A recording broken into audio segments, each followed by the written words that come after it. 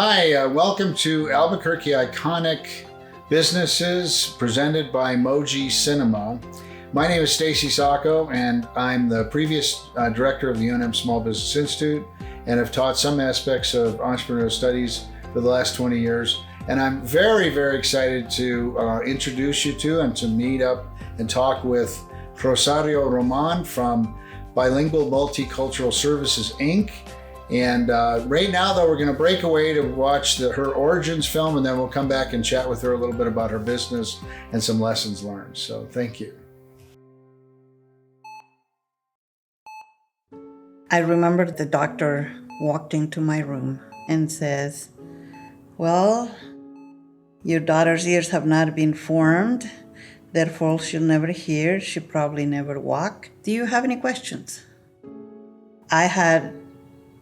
I had nothing to say. Everything was going in my mind. Everything was just not knowing what to do. In my country, it's believed that God has punished you for something you did. That's why you have somebody that it is deformed and so I was like, what I have done, it's all my fault. What is going on? The doctor never came in again, and I cried a lot. It was just terrible, and when I got home, I didn't know what to tell her sisters, which they were little. And they liked to hear this record player that had a lot of children's songs, but one of them was about the senses. It says, "The ears are for hearing. What a funny looking head will that be if you didn't have ears?" I got that record and I broke it. And I said, this is not good.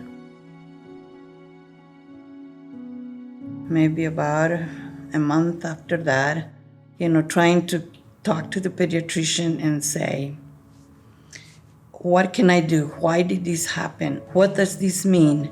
One of them said, UNM, Dr. Matt Smith is doing a research on auditory brain response. So I went and he put electrodes around her head. And then he said, well, good news. Her inner ear is intact. She would be able to hear with a bone conductor hearing aid. I said, oh, great. So how do I get it? And he goes, it's not made for infants. It's only for 5-year-olds. The headband is too much. There was a big receiver.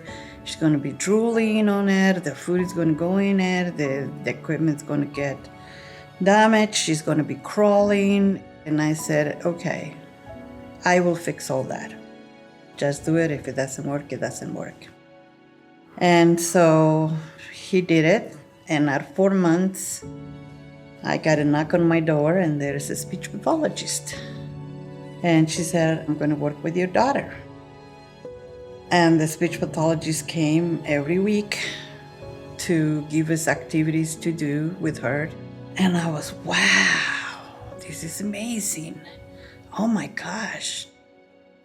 When she said her first word, I don't even know how old was she. But whenever she said, Mom, Dad, I knew it was a miracle.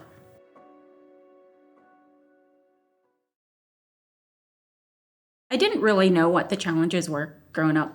I only knew what I was experiencing, and it just felt really hard to relate to people. I didn't realize people didn't have head pain growing up. Like the first hearing aids that I had, it's a bone conduction hearing aid, and it was a headband that went over. It was fatiguing because it wasn't the best hearing aid, and I had to press hard, and sometimes I would press it harder because I still couldn't hear. As soon as I got home from school, I would take it off, and I would just zombie out for like the rest of the afternoon and try not to talk to people, try not to look at people. It's just something so that I'm not required to have to expend so much energy just to interact or understand. I felt a lot of depression. It was really hard because I didn't know why it was so hard. And it seemed, compared to my peers in school, that it was much easier for them to learn. So with very small classes and the same peers, I developed a routine. I would sit in certain areas and sit away from certain students. And because I really wanted to do well in school, I would just try and set myself up for success. I didn't know that I had a speech therapist. I never saw her. She never talked to me. She just checked my grades, talked with the teachers, asked my mom how I was doing, and that was it, right? So they didn't know that I was struggling. Like, I was having a really hard time listening. But I mean, like, my family was doing what they could, right? My mom was working multiple jobs, and so was my dad. And it's one of those situations where you don't know what you could be doing to support. Nobody knew how hard it was for her to do. I cannot take credit of her success. She taught herself how to communicate with people, how to change the intonation in her voice by watching videos over and over and over. And she started looking for facial expressions, sounds. She's just a fighter. And just like her, there's many, many kids like that. I got really excited about the profession. And I thought, oh my gosh, I am going to get back to the university and I'm going to get my degree. I graduated in 1992 and I started Bilingual Multicultural Services as a sole proprietor. In 2003, I made it into a corporation with 3 speech pathologists, including myself. And now we're almost 100. We're covering a lot of schools in New Mexico, a lot of districts, and we are our own early intervention agency as well. Because I believe that we have to teach the children, teach the parents, because if the family don't want them, they have no one. And so we need to teach the parents to understand how amazing these kids are. That first year in college, I actually went towards fine arts. But people in the world of arts, they would say, don't tell anybody about your hearing loss. That's when I started thinking, I was like, I think I really need to deal with my hearing loss because I don't want to be around people that are telling me not to. And it seems to be a big challenge that I've been given, and it's time to deal with it. There's probably tons of kids out there that are having the exact same issue, not just with hearing loss, but just with disabilities in general that are just being excluded from the conversation. These people are amazing. They are special. I believe they came to this world with a mission to teach us.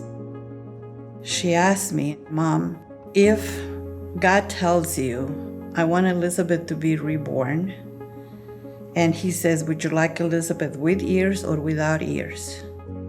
How would you want me to be born? And I told her, without ears. She got mad.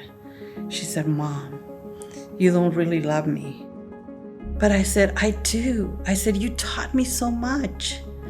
You have taught me the miracle of speaking, the miracle of hearing. I said, you have taught me so much. I can't return that. I don't want to. They have a gift that is hidden by their disability, and that we need to unwrap it and see what it is they have to give us.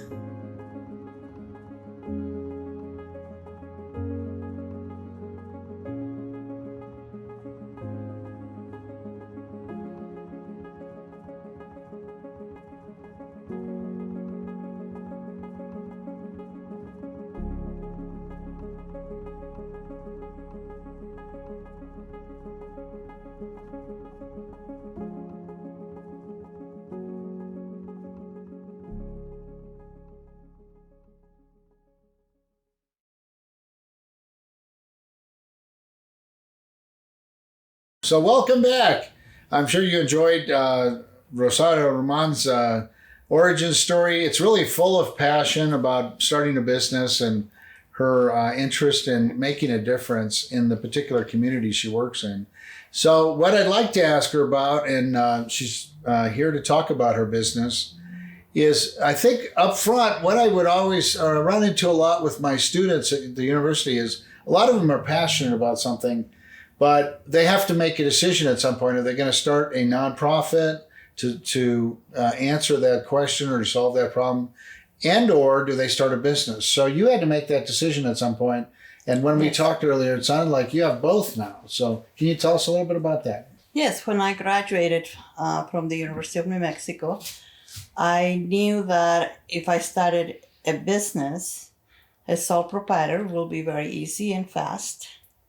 And so I did that. And I ran it as a sole proprietor. And then later on, I made it into a corporation.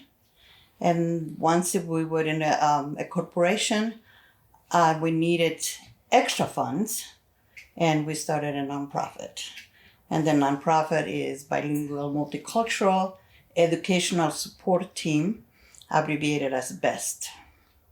So the other thing I noticed in your story, and then going to your website too, is that it sounds like you hired one pathologist and then you've grown it from that. How many pathologists do you work with now?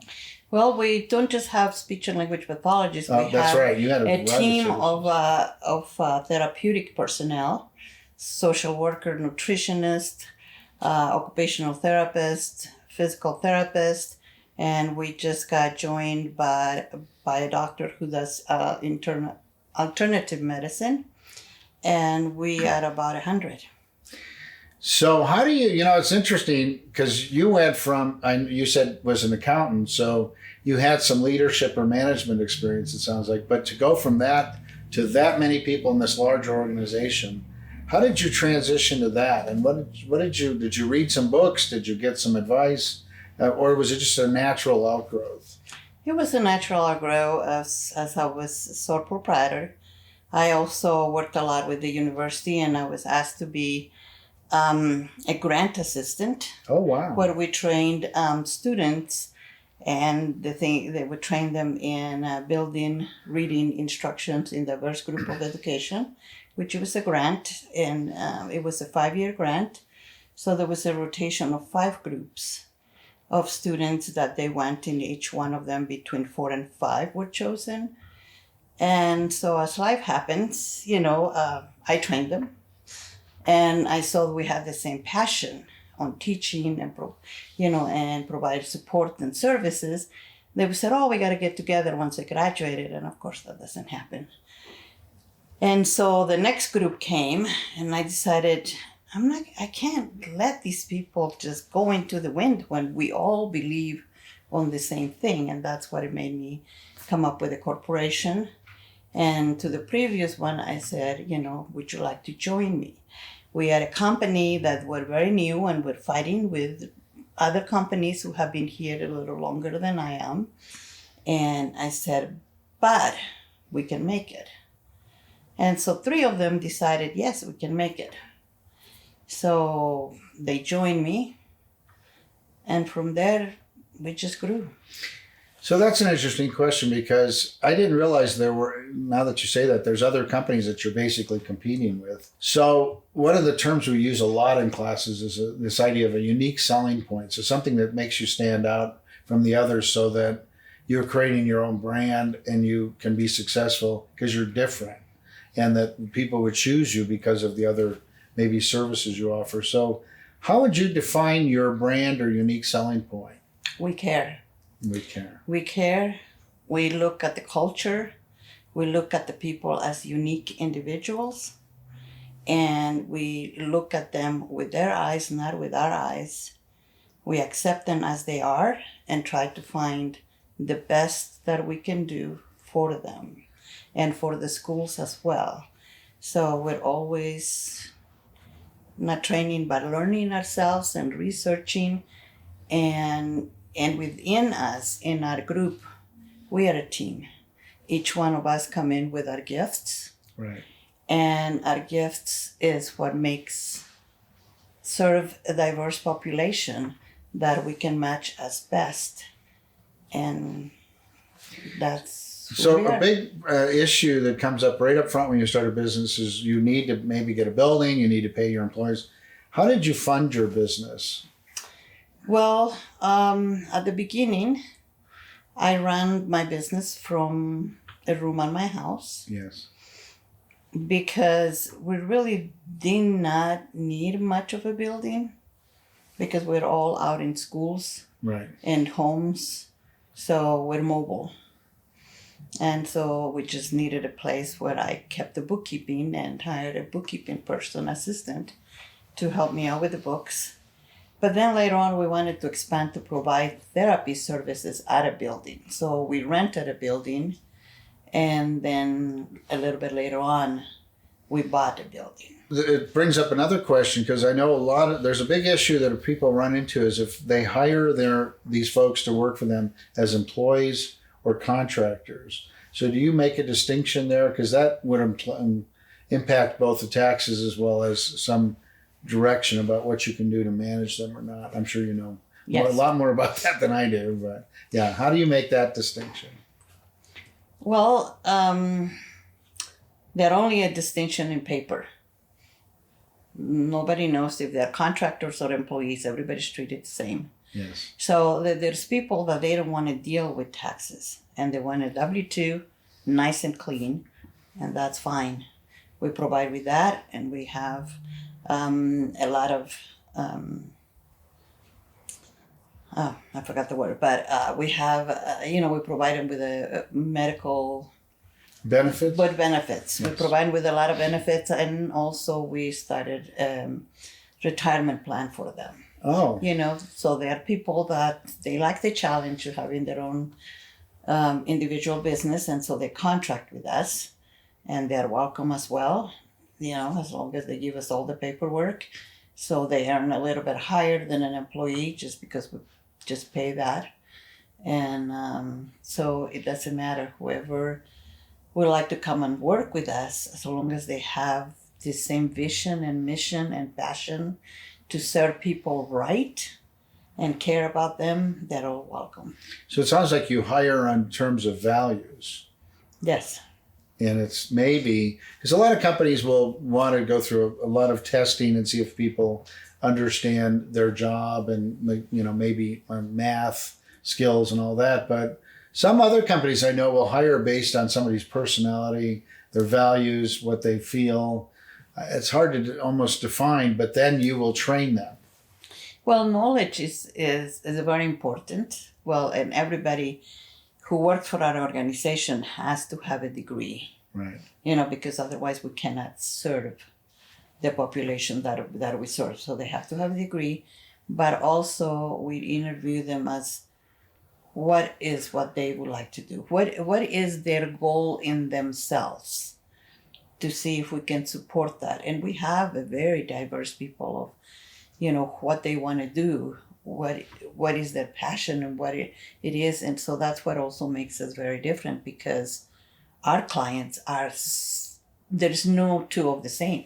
Siblings are not even two of the same, and they're in the same family. So then somebody else has knowledge about something else that the rest of us don't. And I tell my people, the minute I say, I know it all, a client comes in and says, haha, let me tell you that you don't. Let me tell you, yeah. Exactly. Then it's like, whoa, where did you come from? Okay, research.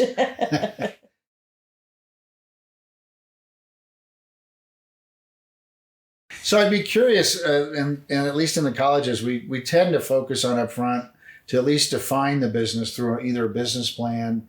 And now that's changed to more what's called a business model canvas. So it's a one-page plan. But did you do any kind of a business plan somewhere up front? And then do you keep that up on an ongoing basis? Or basically, how do you manage the business? With the need, my brother told me I needed to have a business plan when I started. Yes. And I said, well, my plan is There's to your give plan. the best Right. and what I know, and to be worldwide with the best team that I could ever have. And my vision and our vision is to help others discover the gift that these people have that is just hidden by their disability. I said, that's all I have. So it's interesting because Simon Sinek, and he did a TED Talk on that and then also several books, but he talks about defining your why. And I think you defined your why very much personally and then were able to bring that to your business, which a lot of businesses get caught up in, I'm going to make a lot of money as opposed to I'm going to provide a great service. So I think just from looking at the story that you have, your website, you have a strong message, which shows up very much so. Which brings up the other question about how you market yourself to get clients. I'm just curious. I noticed, I love your website. In fact, I love that it's got all the different services and you can kind of drill down in and see what those benefits are and how it works. So it's easy to get through, which could be complicated. So how do you market yourself? Is it more word of mouth or is it through, I don't see any advertisements on TV necessarily, but.